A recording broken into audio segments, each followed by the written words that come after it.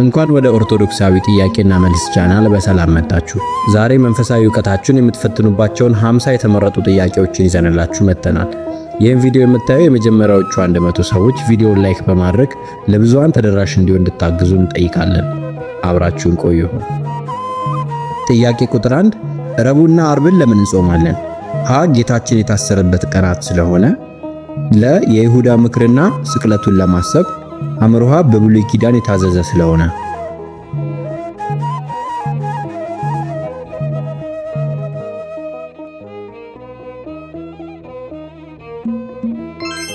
መልሱ ለ የይሁዳ ምክርና ስቅለቱን ለማሰብ።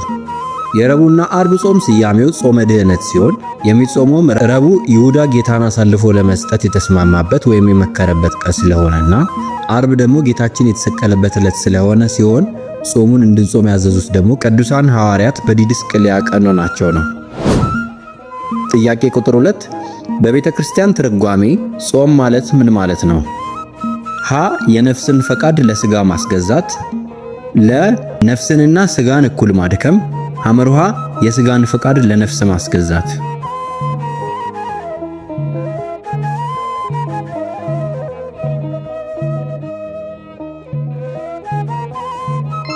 መልሱ ሐመርሃ የሥጋን ፈቃድ ለነፍስ ማስገዛት። ጾም ማለት ሆድ ከምግብ ብቻ ሳይሆን አንደበት ከሐሜት፣ ዓይን ከምኞትና ልቦና ከክፉ ሐሳብ ተከልክሎ ለነፍስ ፈቃድ የሚገዛበት መንፈሳዊ ተጋድሎ ነው። ጥያቄ ቁጥር 3 ያዕቆብ በሕልሙ ከምድር እስከ ሰማይ የተዘረጋች የወርቅ መሰላል ያየበት ቦታ ምን ይባላል? ሀ ካራን፣ ለ ሎዛ፣ ሐመርሃ ቤርሳቤ።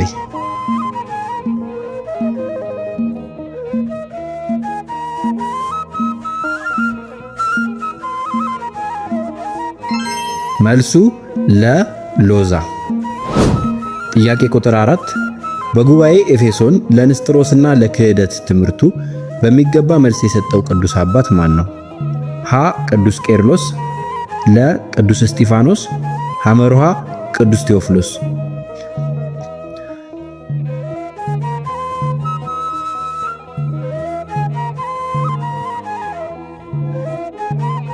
መልሱ ሀ ቅዱስ ቄርሎስ። ቅዱስ ቄርሎስ የክርስቶስን አምላክነትና ወልደ አምላክ መሆኑን በማረጋገጥ የንስጥሮስን የክህደት ትምህርት በኤፌሶን ጉባኤ አውግዟል። ጥያቄ ቁጥር 5 ስለ እመቤታችን ሕቱም ድንግልና የተናገረው ነቢይ ማን ነው? ሀ ነቢዩ ኢሳይያስ፣ ለ ነቢዩ ሕዝቅኤል፣ ሐመርሃ ነቢዩ ዳንኤል።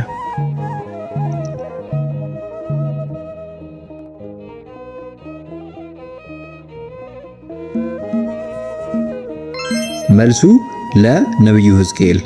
ነቢዩ ሕዝቅኤል በምስራቅ በኩል ያለችው ደጅ ተዘግታ ትኖራለች ብሎ ስለ እመቤታችን ዘላለማዊ ድንግልና ትንቢት ተናግሯል። ጥያቄ ቁጥር 6 እመቤታችን በስደቷ ወቅት ኢትዮጵያ ውስጥ ረዘም ላለ ጊዜ ያረፈችበት ቦታ ምን ይባላል? ሀ ደብረ ዳሞ፣ ለ ግሸን ማርያም፣ ሐመርሃ ቁስቋም ማርያም።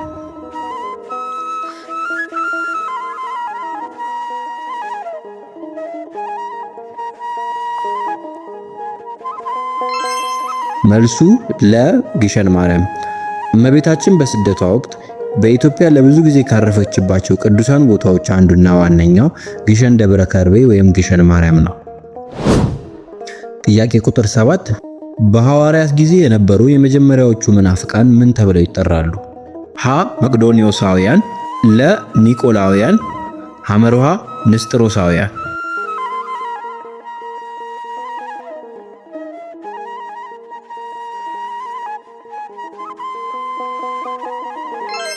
መልሱ ለኒቆላውያን። ኒቆላውያን በሐዋርያት ዘመን የተነሱና በራእየ ዮሐንስ ላይም በክፉ ሥራቸው የተጠቀሱ የመጀመሪያዎቹ መናፍቃን ናቸው።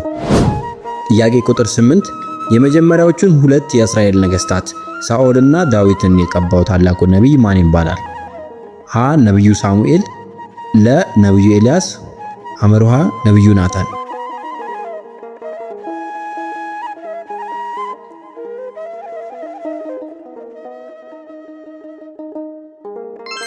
መልሱ ሀ ነቢዩ ሳሙኤል።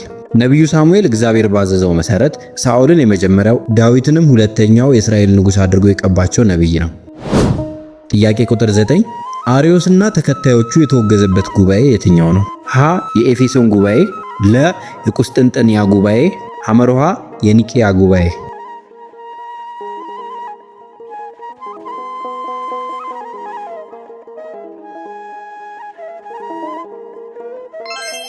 መልሱ ሐመርሃ የኒቂያ ጉባኤ።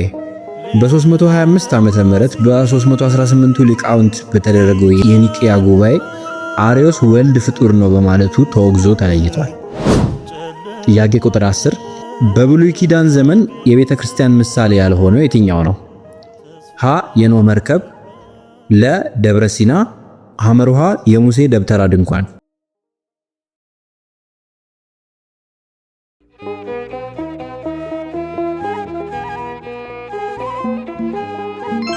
መልሱ ለደብረ ሲና። የኖህ መርከብ፣ ደብተራ ድንኳንና ሌሎችም የቤተ ክርስቲያን ምሳሌዎች ሲሆኑ ደብረ ሲና ግን የሕግ መሰጠትን እንጂ የቤተ ክርስቲያንን ምሳሌነት አያመለክትም። ጥያቄ ቁጥር 11 የኢየሩሳሌምን የመጀመሪያውን መቅደስ የሰራው ማን ነው? ሀ ንጉሥ ሰለሞን፣ ለ ንጉሥ ዳዊት፣ ሐመርሃ ነብዩ ሙሴ።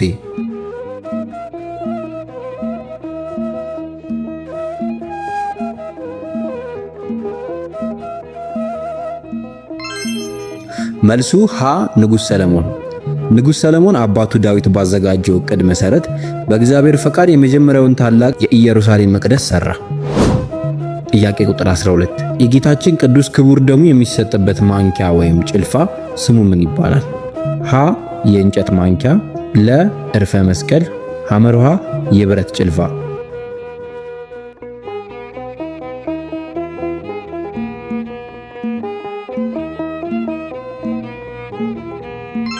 መልሱ ለዕርፈ መስቀል። በቅዳሴ ጊዜ ዲያቆኑ ለምዕመናን የጌታን ክቡር ደም ለማቀበል የሚጠቀምበት ልዩና የተቀደሰ ማንኪያ ዕርፈ መስቀል ይባላል።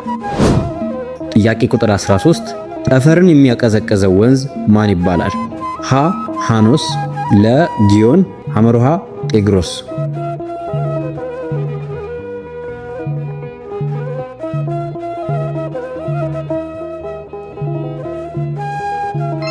መልሱ ሀ ሃኖስ።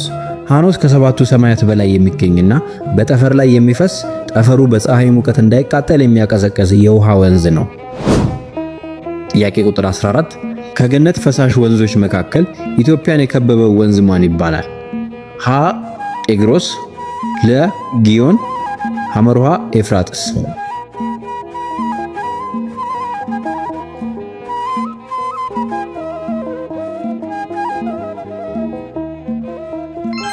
መልሱ ለጊዮን። በመጽሐፍ ቅዱስ ኦሪት ዘፍጥረት ምዕራፍ 2 ቁጥር 13 ላይ እንደተጠቀሰው ጊዮን ኢትዮጵያን ሁሉ በዙሪያዋ የከበበ ወንዝ ነው። ጥያቄ ቁጥር 15 የቤተ ክርስቲያናችን ሊቅ ቅዱስ ያሬድ የደረሰው አራራይ የተባለው ዜማ ምን ማለት ነው? ሀ የደስታ ዜማ፣ ለ የምስጋና ዜማ፣ ሐመርሃ የትካዜ ወይም የልቅሶ ዜማ።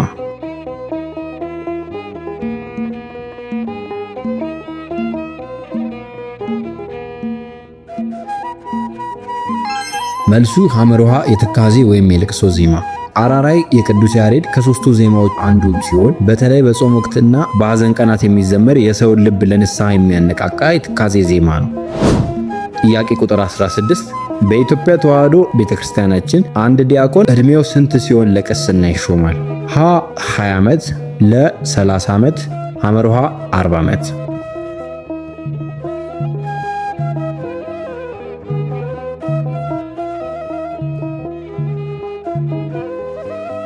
መልሱ ለ30 ዓመት። ጥያቄ ቁጥር 17 ኤልሻዳይ ማለት ምን ማለት ነው? ሀ ሁሉን የሚችል አምላክ፣ ለ ጸባዖት ወይም የሰራዊት ጌታ፣ ሐመርሃ እግዚአብሔር ከኛ ጋር ሆነ።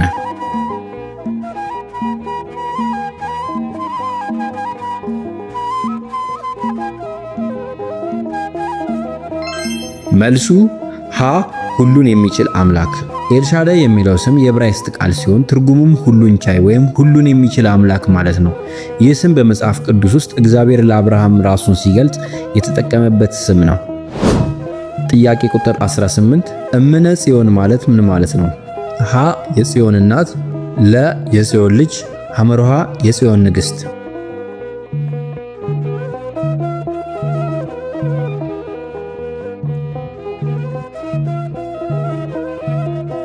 መልሱ ሀ የጽዮን እናት። እምነ ማለት እናት ማለት ሲሆን ጽዮን ደግሞ ቤተ ክርስቲያን ምሳሌ ናት። ስለዚህ እምነ ጽዮን ማለት የቤተ ክርስቲያን እናት ማለት ሲሆን ይህም በዋናነት ድንግል ማርያምን ይመለከታል። ጥያቄ ቁጥር 19 ታምረ ማርያምን የጻፈው ቅዱስ አባት ማን ይባላል? ሀ ቅዱስ ኤፍሬም፣ ለ ቅዱስ ደቅሲዮስ፣ ሐመርሃ አባ ሕርያቆስ።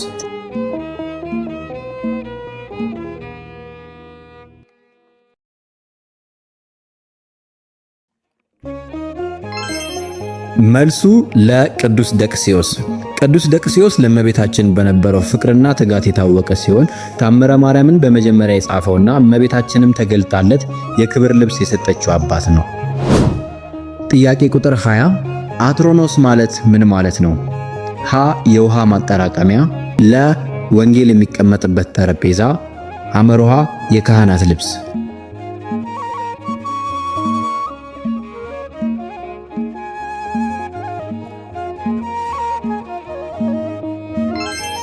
መልሱ ለወንጌል የሚቀመጥበት ጠረጴዛ። ጥያቄ ቁጥር 21 ነገረ ማርያምን የጻፈው ቅዱስ አባት ማን ይባላል? ሀ ቅዱስ ዮሐንስ አፈወርቅ፣ ለ ቅዱስ ኤጲፋኒዮስ፣ ሐመርሃ አባ ጊዮርጊስ ዘጋስጫ።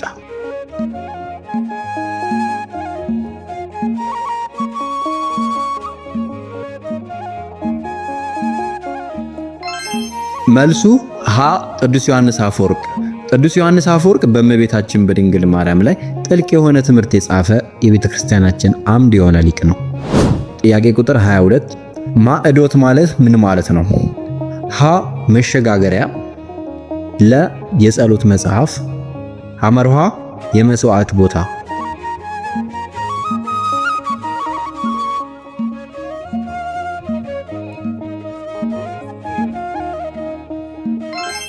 መልሱ ሀ መሸጋገሪያ።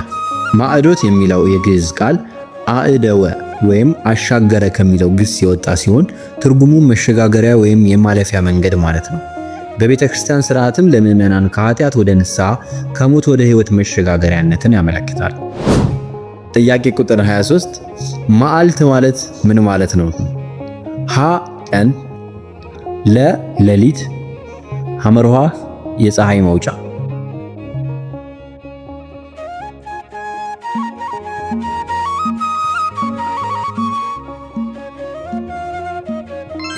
መልሱ ሀ ቀን። ጥያቄ ቁጥር 24 ሄሮድስ ያስፈጃቸው ሕፃናት ቁጥር ስንት ናቸው? ሀ 144000፣ ለ 12000፣ ሐመርሃ 3500።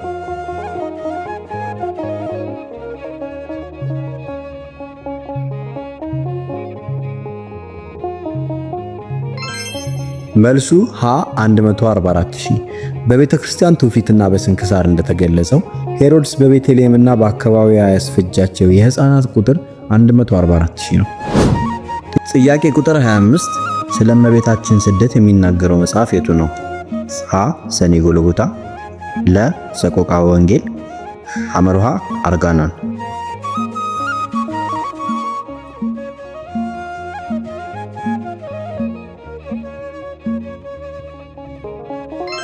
መልሱ ለሰቆቃወ ወንጌል። ጥያቄ ቁጥር 26 ጌታችን ቅዱሳን ሐዋርያትን ወደ ዓለም ዳርቻ ለወንጌል አገልግሎት ሲልካቸው ስንት አድርጎ ነው? ሀ ብቻ ለብቻ፣ ለ 3 አድርጎ፣ ሐመርሃ 2 አድርጎ።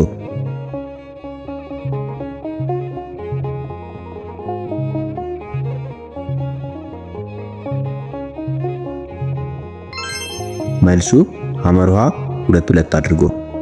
ጥያቄ ቁጥር 27 በመጽሐፍ ቅዱስ ታሪክ ለመጀመሪያ ጊዜ ሙት ያስነሳው ነብይ ማን ይባላል? ሀ ነብዩ ኤልያስ፣ ለ ነብዩ ኤልሳዕ፣ ሐመርሃ ነብዩ ሙሴ።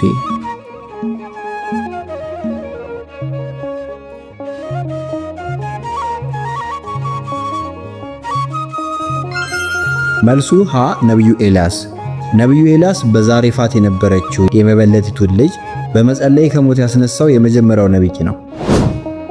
ጥያቄ ቁጥር 28 ሰዎችን ጠርቶ ባሮጌ ጨርቅ አድርጎ ነብዩን ከውሃ ጉድጓድ ውስጥ ያወጣው ማን ነው? ሀ ሶርያዊው ናኦድ፣ ለ ኢትዮጵያዊው አቤሜሌክ፣ ሐመሩሃ የሮሜው ቆርኔሌዎስ።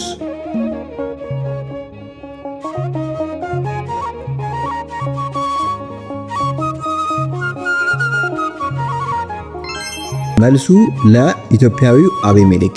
ነቢዩ ኤርምያስ በንጉሠ ሴዴቅያስ ዘመን በጭቃ ጉድጓድ ውስጥ በተጣለ ጊዜ የኢትዮጵያዊ አቤሜሌክ በንጉሡ ፈቃድ ሰዎችን ይዞ በመሄድ አሮጌ ጨርቅና የተቀደደ ልብስ አውርዶ ኤርምያስን ከጉድጓድ አውጥቶታል። ጥያቄ ቁጥር 29 ምስሉ የአንበሳ የሆነው ወንጌላዊ ማን ነው? ሀ ቅዱስ ማቴዎስ፣ ለ ቅዱስ ማርቆስ፣ ሐመሩሃ ቅዱስ ሉቃስ።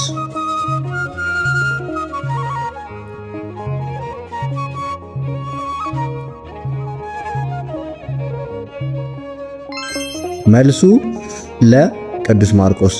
በአራቱ ኪሩቤል ምሳሌነት ለአራቱ ወንጌላውያን የተሰጡ ምልክቶች አሉ። ቅዱስ ማርቆስ ወንጌሉን የጀመረው በምድረ በዳ የሚጮህ ሰው ድምፅ በማለት ስለሆነ ድምፁ በምድረ በዳ እንደሚሰማ እንደ አንበሳ ተመስሏል።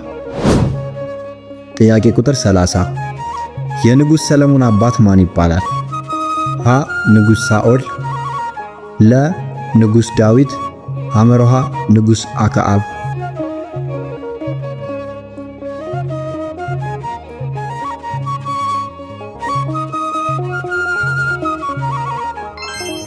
መልሱ ለንጉሥ ዳዊት።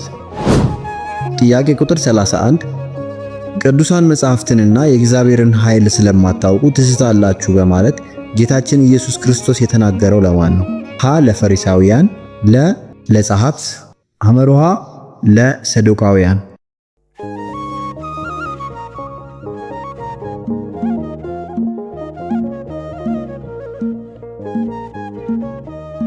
መልሱ ሐመሩሃ ለሰዱቃውያን። ትንሣኤ ሙታን የለም ብለው ለሚያምኑት ለሰዱቃውያን በትንሣኤ ሕይወት መላእክትን እንደሚመስሉ ለማስረዳት የተናገረው ነው። ጥያቄ ቁጥር 32 ለ7 ቀን ብቻ በእስራኤል ላይ የነገሰው ንጉሥ ማን ይባላል? ሀ ኤላ፣ ለ ዘምሪ፣ ሐመሩሃ አምሪ።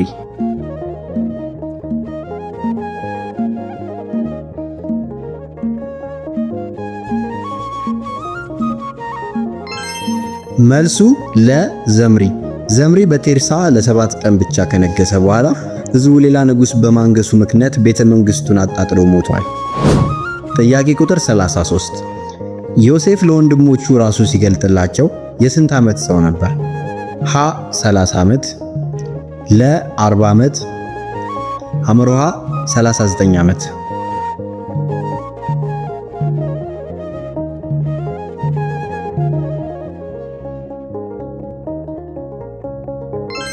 መልሱ ሐመሩሃ 39 ዓመት።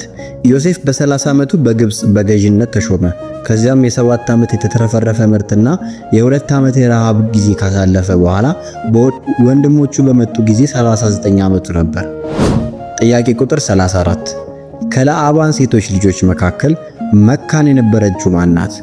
ሀ ራሄል፣ ለ ሊያ፣ ሐመሩሃ ቢልሃ።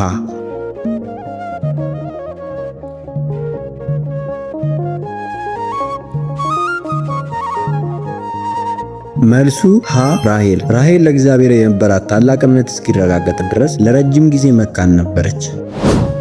ጥያቄ ቁጥር 35 እግዚአብሔር ሆይ የሚታገሉኝን ታገላቸው፣ የሚዋጉኝንም ተዋጋቸው በማለት የጸለየው ማን ነው? ሀ ነቢዩ ኤርምያስ፣ ለ ንጉሥ ዳዊት፣ ሐመሩሃ ነቢዩ ኤልያስ።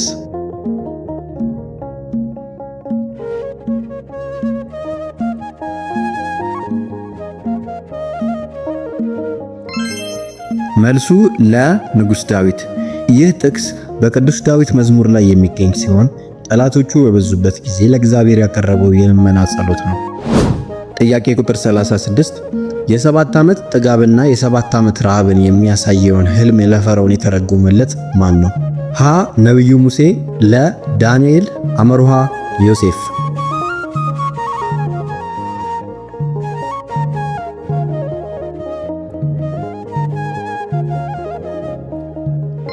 መልሱ ሐመሩሃ ዮሴፍ። ዮሴፍ ፈርዖን ያያቸውን 7 ወፍራም ላሞችና 7 ቀጫጭን ላሞች እንዲሁም 7 ሙሉ እሸትና 7 የደረቁ እንጨቶች ትርጉም ለእግዚአብሔር ክብር ሰጥቶ ተርጉሞለታል። ጥያቄ ቁጥር 37 ኢትዮጵያዊውን ጃንደረባ ያጠመቀው ማን ነበረ? ሀ ቅዱስ ጴጥሮስ፣ ለ ቅዱስ ፊልጶስ፣ ሐመሮሃ ቅዱስ ጳውሎስ።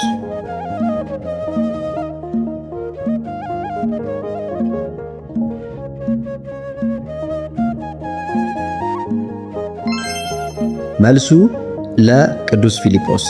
የእግዚአብሔር መልአክ ቅዱስ ፊልጶስን ወደ ጋዛ በሚወስደው መንገድ እንዲሄድ አዘዘው። በዚያም የኢትዮጵያን ንግሥት የህንዳኪን ጃንደረባ አግኝቶ ወንጌልን ሰብኮ አጥምቆታል።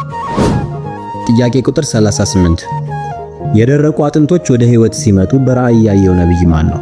ሀ ነቢዩ ኢሳይያስ፣ ለ ነቢዩ ኤርምያስ፣ ሐመሮሃ ነቢዩ ሕዝቅኤል።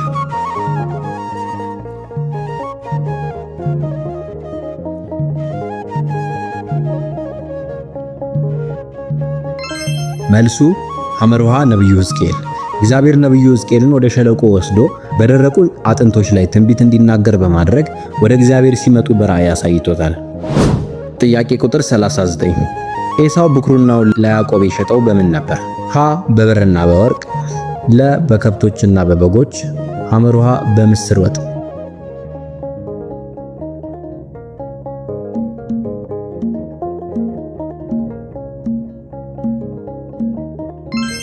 መልሱ ሐመሮሃ በምስር ወጥ።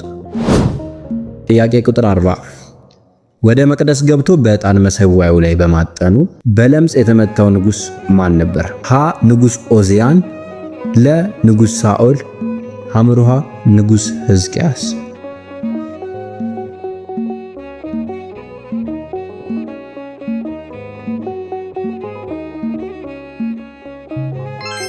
መልሱ ሀ ንጉሥ ዖዝያን። ዖዝያን ለካህናት ብቻ የተፈቀደውን ዕጣን የማጠን ተግባር ባለመታዘዝ ለመፈጸም በመሞከሩ ግንባሩ ላይ በለምጽ ተመቷል።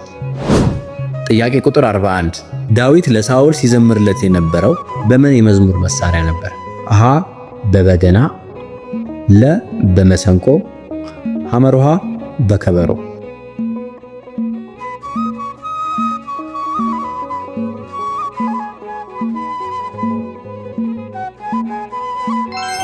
መልሱ ሀ በበገና። ክፉ መንፈስ ሳኦልን በሚያስጨንቀው ጊዜ ዳዊት በገናውን በእጁ ይዞ ሲጫወትለት ሳኦል ይረጋጋና መንፈሱ ይታደስ ነበር። ጥያቄ ቁጥር 42 የያዕቆብ ልጅ ዮሴፍ በጠቅላላ ስንት ወንድሞች ነበሩት? ሀ 10፣ ለ 11፣ ሐመሮሃ 12።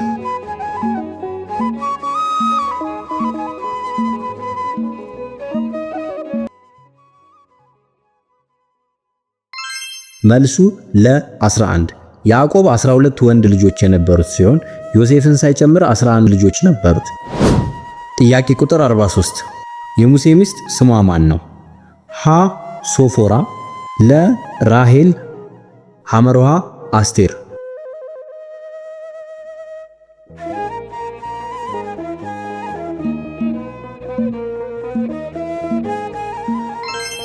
መልሱ ሀ ሶፎራ። ጥያቄ ቁጥር 44 የሐዋርያው ጴጥሮስ ወንድም ማን ይባላል? ሀ ዮሐንስ፣ ለ እንድርያስ፣ ሐመሮሃ ያዕቆብ።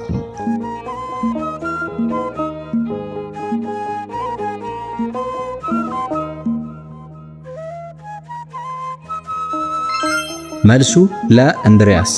እንድርያስ የጴጥሮስ ወንድም ሲሆን ጌታችንን ከተከተለ በኋላ ወንድሙን ጴጥሮስን ወደ ኢየሱስ አመጣው። ጥያቄ ቁጥር 45 ደቀ መዛሙርቱ ለመጀመሪያ ጊዜ ክርስቲያን ተብለው የተጠሩት የት ነው? ሀ በኢየሩሳሌም፣ ሐመሮሃ ለ በአንጾኪያ፣ ሐመሮሃ በደማስቆ።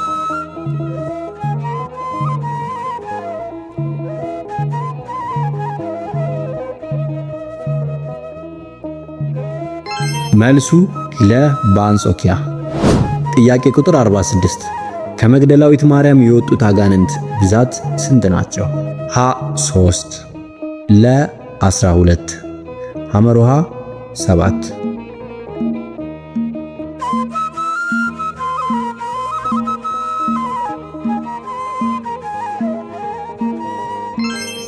ሐመሮሃ 7። ጌታችን ኢየሱስ ክርስቶስ ከመግደላዊት ማርያም 7 አጋንንታትን አውጥቶላታል። እሷም ከዚያ በኋላ ትከተለውና ታገለግለው ነበረ። ጥያቄ ቁጥር 47 ኢየሱስ ሰው ወደ እግዚአብሔር መንግሥት ለመግባት ከምንና ከምን መወለድ አለበት አለ? ሀ ከውሃና ከእሳት፣ ለ ከውሃና ከመንፈስ፣ ሐመርሃ ከሥጋና ከደም።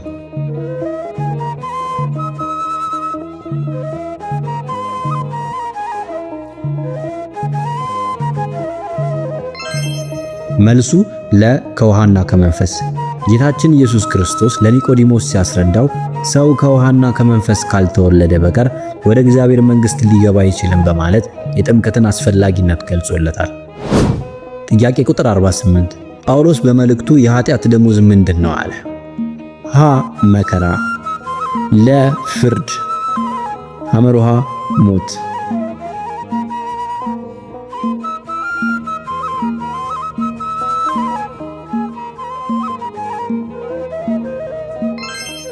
መልሱ ሐመርሃ ሞት። ሐዋርያው ቅዱስ ጳውሎስ በሮሜ መልእክቱ የኃጢአት ደሞዝ ሞት ነውና የእግዚአብሔር የጸጋ ስጦታ ግን በክርስቶስ ኢየሱስ በጌታችን የዘላለም ሕይወት ነው በማለት አስተምሯል። ጥያቄ ቁጥር 49 ሰላም ለኪ የሚለውን መዝሙር የደረሱት ንጉሠ ነገሥት ማን ይባላሉ? ሀ አጼ ቴዎድሮስ፣ ለ አጼ ዘርዓ ያዕቆብ፣ ሐመርሃ አጼ ናዖድ።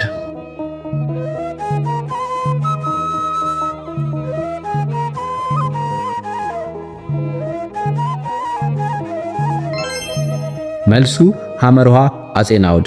በኢትዮጵያ ቤተክርስቲያን ሊቃውንት ዘንድ ሰላም ለኪ የተባለውን ውዳሴ ለእመቤታችን ለቅድስት ድንግል ማርያም የደረሱት አጼ ናዖድ እንደሆኑ ይነገራል።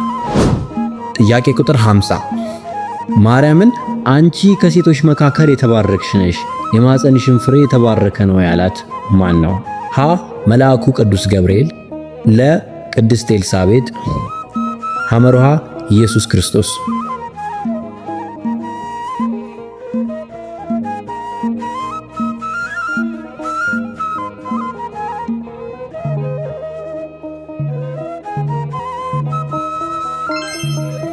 መልሱ ለቅድስት ኤልሳቤጥ።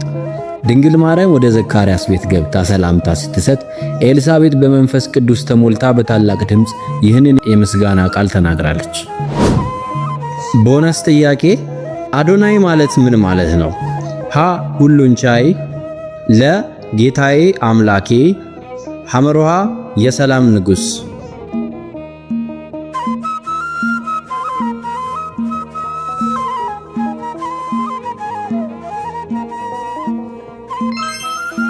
መልሱ ለጌታዬ አምላኬ ማለት ነው። አዶናይ ማለት በዕብራይስጥ ቋንቋ ጌታዬ ወይም ጌቶቼ ማለት ሲሆን አዶን ጌታ እና አይ ደግሞ የእኔ ከሚሉ ቃላት የተገኘ ነው። በመጽሐፍ ቅዱስ ውስጥ ለእግዚአብሔር የሚሰጥ ትልቅ አክብሮት ያለው ስም ነው። እስከ ቪዲዮ መጨረሻ ድረስ ስለተከታተላችሁን እናመሰግናለን። ሌሎች ፈታኝና አስተማሪ የሆኑ ኦርቶዶክሳዊ ጥያቄዎችን ማግኘት ከፈለጋችሁ ቻናላችንን ሰብስክራይብ በማድረግ ይከታተሉን። እናመሰግናለን።